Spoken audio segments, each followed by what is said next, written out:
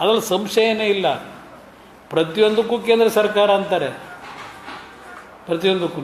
ನಾನು 2 ಬಾರಿ ಮುಖ್ಯಮಂತ್ರಿ ಆದೆ. ಒಂದು ಬಾರಿ ಕೇಂದ್ರದಲ್ಲಿ ಕಾಂಗ್ರೆಸ್ ಸರ್ಕಾರ ಇದ್ದಾಗ BJP ಜೊತೆ ಮಾಡಿದ್ದೀನಿ, ಇನ್ನೊಂದು ಬಾರಿ ಕಾಂಗ್ರೆಸ್ ಜೊತೆ ಸೇರಿ BJP ಸರ್ಕಾರ ಇದ್ದಾಗ ಮಾಡಿದ್ದೀನಿ.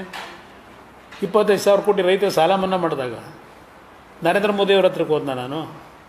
25,000 ರೈತರ ಸಾಲ ಮನ್ನಾ ಮಾಡಿದ್ದೀನಿ, ಕೊಟ್ಟು ದಯವಿಟ್ಟು ದುಡ್ಡು ಕೊಡಿ ಅಂತ ಹೋಗಿದ್ನ.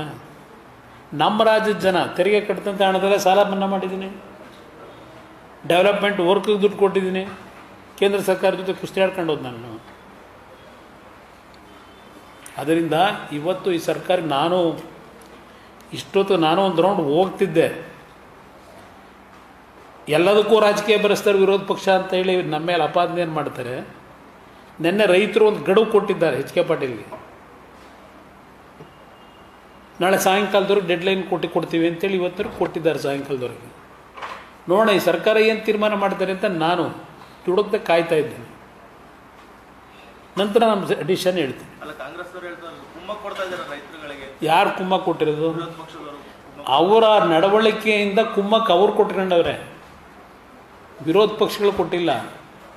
ಅವರ ನಡವಳಿಕೆ ರೈತರ ಒಂದು ಬದುಕಿನ ಜೊತೆಯಲ್ಲಿ ಚೆಲ್ಲಾಟ ಇದೆಯಲ್ಲ ಇವ್ರದ್ದು, ಅದರಿಂದ ಇವತ್ತು ಈ ಒಂದು ಸಮಸ್ಯೆ ಉದ್ಭವ ಆಗಿರೋದು. ನಮ್ಮಿಂದ ಅಲ್ಲ. ನಾವೇನು ಮಾಡಿದ್ದೀವಿ ಇವತ್ತು ನಾವು ಚರ್ಚೆ ಮಾಡಿ, ಇವತ್ತು ನಿಮ್ಮ ಮುಂದೆ ಫಸ್ಟ್ ಟೈಮ್ ಹೇಳ್ತಾ ಇದ್ದೀನಿ. ಅಲ್ಲ, ಈಗ ರೈತರ ಒಂದು ಬೀದಿನಲ್ಲಿ ಒಂದು ವಾರದಿಂದ ಅವರ ಹೋರಾಟ ಇರ್ತಕ್ಕಂಥದ್ದಕ್ಕೆ ವಿರೋಧ ಪಕ್ಷವಾಗಿ ಸುಮ್ಮನೆ ಕೂರ್ಲಿಕ್ಕಾಗತ್ತಾ? ನಾವು ಅವ್ರ ಪರವಾಗಿ ಧ್ವನಿ ಎತ್ತಲೇಬೇಕು, ಅದಕ್ಕೆ ಎತ್ತಿದ್ದಾರೆ. ನೀವು ಸಣ್ಣ ಆಗಬೇಕಲ್ವಾ? ಅದು ಒಂದು ಉತ್ತಮ ಆಹಾರದಿಂದ ಸಣ್ಣ ಆಗಬೇಕಲ್ವಾ? ಪ್ರತಿದಿನ ನಮ್ಮ ಜೀನಿ ಸ್ಲಿಮ್ನ ಯೂಸ್ ಮಾಡಿ ಯಾವುದೇ ಸೈಡ್ ಎಫೆಕ್ಟ್ ಇಲ್ದಂಗೆ ನೀವು ಸಣ್ಣ ಆಗ್ತೀರಾ. ನಿಮಗೆ ಮಾಧ್ಯಮದಲ್ಲಿ ಕೆಲಸ ಮಾಡುವ ಆಸಕ್ತಿ ಇದೆಯಾ? ಹಾಗಾದ್ರೆ ಕರ್ನಾಟಕ ಟಿವಿ ಡಿಜಿಟಲ್ ಮೀಡಿಯಾದಲ್ಲಿದೆ ನಿಮಗೆ ಒಳ್ಳೆಯ ಅವಕಾಶ.